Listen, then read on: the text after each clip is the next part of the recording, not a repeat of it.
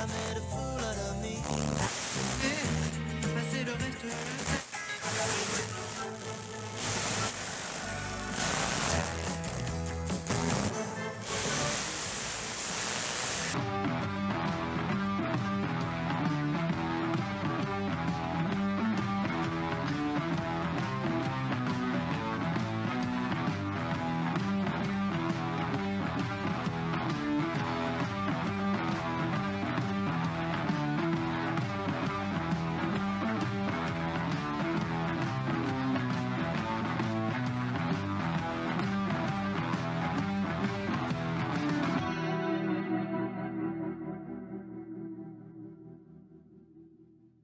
Bonjour et bienvenue pour cette nouvelle émission de Parole de Biker. Aujourd'hui, on reçoit Nathalie, une émission qui nous a pas laissé insensibles. Vous allez comprendre pourquoi.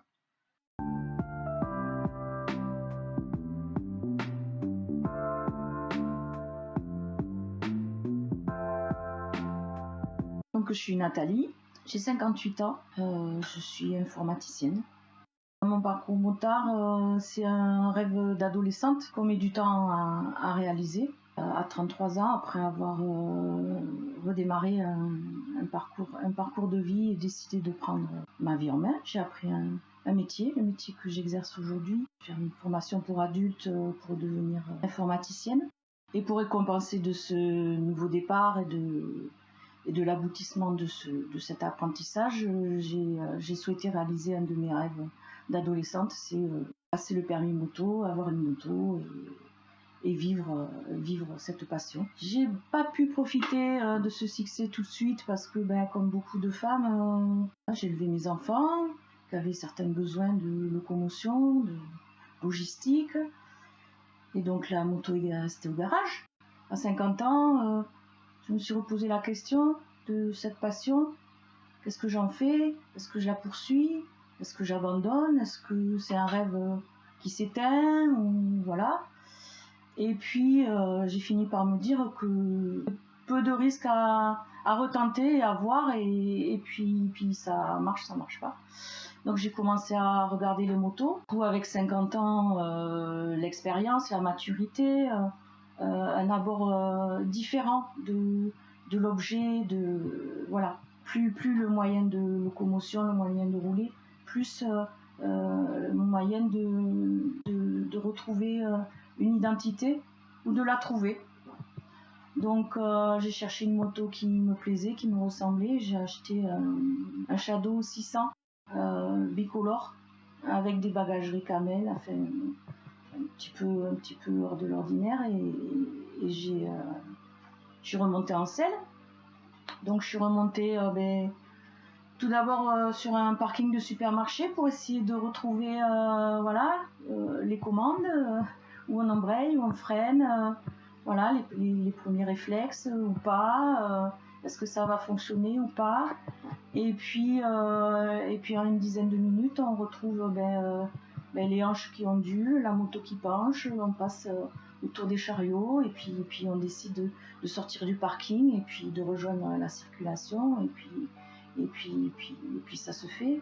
Et puis on se découvre, on se redécouvre, et puis on se reconstruit sur une passion qu'on avait mis de côté, qu'on avait oublié, qu'on avait essayé de masquer. Donc c'est redécouvrir la passion, mais c'est se redécouvrir aussi soi-même, se construire aussi à nouveau à 50 ans. C'est pas anodin, se construire par son métier d'abord, et puis pouvoir se construire avec la passion qu'on découvre très tard, parce que elle est au-delà de ce qu'on imagine adolescent, de ce qu'on imagine quand on n'a pas roulé, quand on n'a pas découvert la route. Parce qu'après j'ai découvert la route, j'ai découvert partir, j'ai découvert aller plus loin, partir avec bagages et brosse à dents, et parfois la tente, chose que j'avais jamais fait, j'avais jamais campé. Donc équiper la moto au plus léger, au plus sécurité, au plus équilibré, et puis aller plus loin, se diriger, se perdre, découvrir les paysages, et puis se découvrir soi-même, se rendre compte qu'on peut aller plus fort, plus vite, en sécurité, plus loin, sur soi, découvrir les autres, découvrir autre chose. Et puis c'est parti.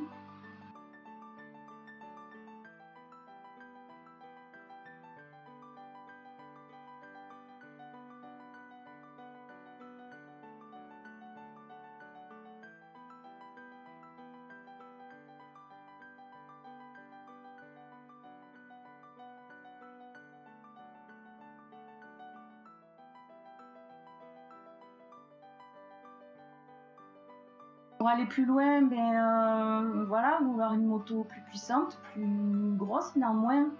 J'étais à l'aise sur ce style de moto, sur cette moto. Comme beaucoup de femmes, je m'étais posé la question, les hauteurs de selle, toucher les pieds par terre, le poids. Donc celle-là, elle m'allait parfaitement bien. Mais je voulais plus fort, plus robuste. Donc j'ai changé pour la même en 750. Et puis je suis allée plus loin. Je suis allée en Corse, je suis allée en Bretagne. J'ai découvert partir en road trip avec des copines. J'ai découvert tomber en panne, remettre en jeu un road trip qui démarre et avoir à prendre les choses en main logistiquement, remettre en jeu les arrêts de parcours. Et trouver des solutions d'hébergement parce que bêtement un road trip bien ficelé, dès le premier jour ça peut être remis en question et la seule chose à faire c'est de trouver tous les moyens pour que ça soit quand même une très jolie expérience et une exceptionnelle expérience, parce que là il y a la moto, il y a aussi l'humain, découvrir l'autre, découvrir soi-même, aller au-delà de soi-même pour trouver des solutions, rencontrer des gens, découvrir que les gens, avec un sourire, avec une discussion, peuvent t'accompagner sur une étape alors qu'ils n'auraient jamais envisagé et que toi non plus, et que les jours là s'inventent, se découvrent et puis sont que sourire et plaisir, et que là tu te dis ouais, j'avais rien à risquer, à essayer à 50 ans. Aujourd'hui j'ai 58 ans. Au bout de 3 ans, j'arrivais à trouver des prétextes pour pas rouler en moto. Donc j'ai décidé d'abandonner ma voiture pour voir si c'était possible. Et c'est possible. C'est possible au quotidien, c'est possible pour aller travailler, c'est possible pour aller faire ses courses, c'est possible pour aller rencontrer des amis. J'ai découvert aussi les groupes qu'on rejoint avec beaucoup de timidité parce que on n'est pas attendu, mais on est bien reçu. On est bien reçu, les groupes bienveillants où on apporte la solidarité, le réconfort d'un sourire, l'attention d'un regard dans le rétroviseur et puis d'un regard en avant pour voir si tout le monde est là, si tout le monde suit.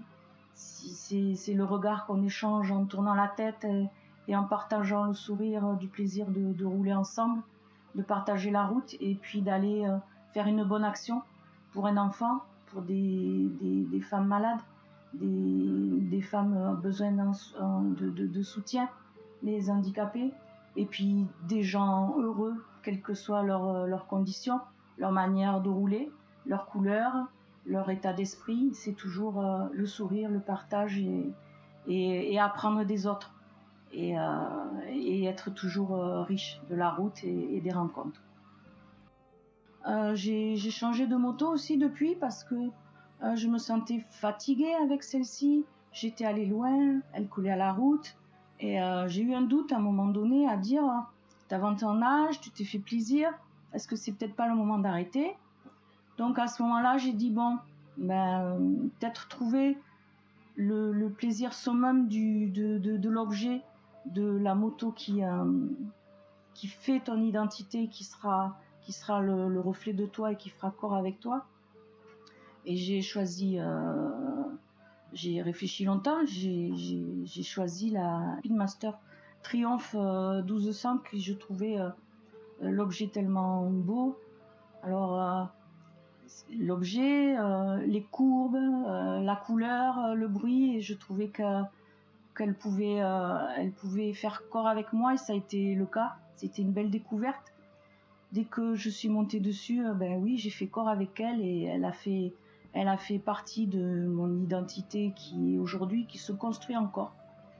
J'apprends qu'à 58 ans, on peut se construire encore à l'aide d'une partenaire, voilà, qui est plus que mécanique, qui est plus qu'un deux roues et qu'un moteur qui tourne. C'est le partage du froid du matin, de la pluie comme aujourd'hui, des galères sur la route, et une fois elle m'amène et une fois je la pousse, et chaque fois on se récompense l'une l'autre, et chaque fois c'est le petit plaisir du matin pour aller bosser, le petit plaisir du soir après une journée parfois compliquée, mais on se dit qu'on a la chance d'avoir pu voilà, passer 10 minutes, prendre les odeurs, oui, le froid, la pluie, mais aussi le sourire des gens, voilà, qui voient ce couple se balader, qui ralentit, qui baisse la vitre, qui lève le pouce, et puis toujours partage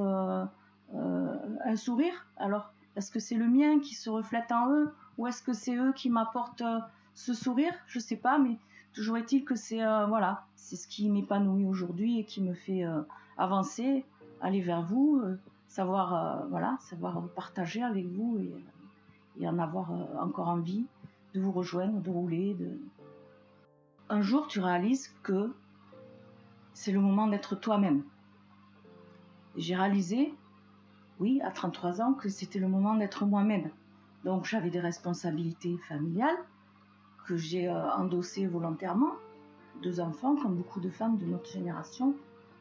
On a démarré notre vie sur les conseils de parents et des codes d'éducation, et qui font qu'on ne poursuit pas ses rêves et qu'on se laisse embarquer sur une route. Et un jour, j'ai réalisé que c'était pas la mienne, et qu'une vie, on n'en avait qu'une, et que la chance de pouvoir me découvrir et m'exprimer, il n'y avait que moi pour le faire, et j'ai décidé de le faire. Et ça a été, oui, compliqué, parce que il faut rester réfléchi, assis, et pas faire n'importe quoi, surtout quand on a des enfants qu'on entraîne avec soi. Donc j'ai remis tout en jeu, ma vie de famille, ma vie professionnelle, et à côté de ça, je voulais pas abandonner mes passions, et j'ai pris du temps. Il m'a fallu arriver tous les 10 ans à franchir une étape, et plus on avance, plus on se rend compte qu'on aura moins de temps, et qu'on doit choisir les étapes qu'on veut réaliser, faire des coupes franches, et choisir les choses essentielles que tu vas garder. Voilà. Et ce dont je suis fière aujourd'hui, et mes enfants aussi, c'est d'avoir fait le choix de reprendre un métier. Ça, c'est le côté logistique, professionnel, et pouvoir financièrement assumer sa vie. Mais le choix de la moto aujourd'hui, ils sont fiers de moi, parce qu'ils n'ont pas soupçonné sur leurs 20 premières années.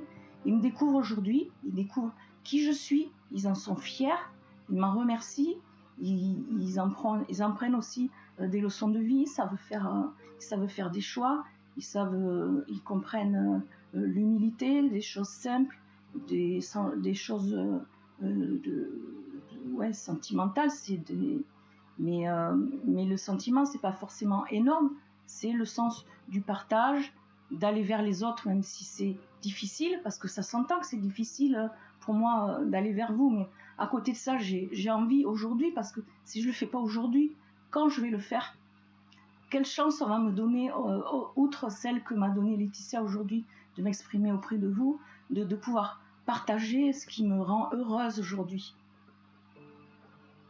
Personne, il n'y a que moi pour dire oui, et vous, vous êtes là aujourd'hui, mais demain je n'aurai pas cette chance-là, et j'en ai besoin, et là je parais fragile, mais ça va me rendre plus forte quand on aura fini, parce que j'aurai réussi à exprimer, à partager, et que c'était pour moi important d'acquérir ça, ce plaisir, cette fierté d'avoir réussi, ce qui paraît pas grand-chose.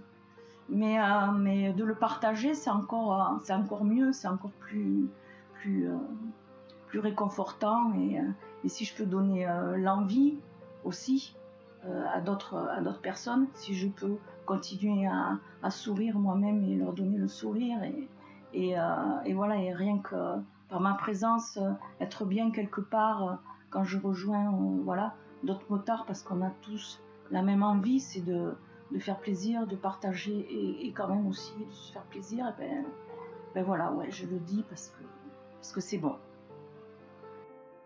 Alors il y a deux choses, c'est les paysages. Quand j'ai repris le guidon, et presque moins d'un mois après, j'ai pris le ferry pour aller en Corse. C'est le rêve de tout motard d'aller en Corse et se retrouver perdu dans ce ferry tout petit, gare à côté des camions, et voilà, et pas savoir où on va, hein. C'est comme faire un marathon, se retrouver dans le sas de départ, et finalement on se dit j'ai jamais fait plus de 23 km, qu'est-ce qui va m'arriver, qu'est-ce que je fous là? Et donc débarquer en Corse au bout d'une nuit de très peu de sommeil et découvrir ouais, la magie voilà, qui est dans les rêves, qui est dans les livres, qui est dans les images, mais qui a rien à voir avec la réalité, parce que la réalité est toujours au-delà de ce qu'on imagine et qu'il ne faut pas avoir peur de l'affronter. Donc il y a les images des paysages, parce que tu es allé plus loin, que tu as osé. Et puis le rencontre avec les gens, le partage du périple, comme je te dis, c'est partir avec pratiquement une inconnue, avec un roadbook bien bouclé, et puis au bout de 4 heures, tu crèves. Tu crèves au premier resto, ça met en jeu le premier hébergement, mais malgré tout, t'attends la dépanneuse 2 heures, tu te retrouves avec la dépanneuse qui t'amène au garage où la moto avait été vendue 10 ans avant alors que tu le savais pas, et tu retrouves voilà, le sourire des gens qui disent mais cette moto, c'était peu improbable qu'on la retrouve chez nous, et puis que finalement anonymement tu peux arriver dans un garage et ne pas avoir de solution, et que là le sourire de nana en galère, une moto qui revient à son point de départ, on se met en 4 pour trouver une solution pour que ça reparte plus vite, parce que on se sent concerné plus personnellement, et puis qu'on a envie que leur histoire perdure, et que la moto continue à vivre sa vie, et qu'elle a retrouvé, c'est comme un cordon de naissance, hein, qu'il continue à prendre de nos nouvelles, savoir voilà, où on en est dans nos vies, où on en est dans nos parcours. Voilà, c'est les premières rencontres, les premiers partages. Trouver des groupes aussi où on n'ose pas aller, et à côté de ça on ne veut pas rouler tout seul parce que ça a peu d'intérêt, parce que rouler tout seul, c'est oui le partage de la route avec sa moto, mais c'est aussi arriver voilà, sur le bassin, sur un paysage, boire un café, et puis tout d'un coup on partage pas la difficulté qu'on a eue de ce qu'on a rencontré, les paysages qu'on a découverts, la pluie qu'on a trouvée, et donc voilà, trouver le courage d'aller rejoindre des groupes où on sera anonyme un moment, et puis un jour on trouve un groupe où on les moins. Rien que les échanges de regards et la bienveillance autour d'un groupe d'inconnus, on est malgré tout pas anonyme, et ça c'est des vrais moments de plaisir et des vrais souvenirs qu'on se construit et qu'on garde.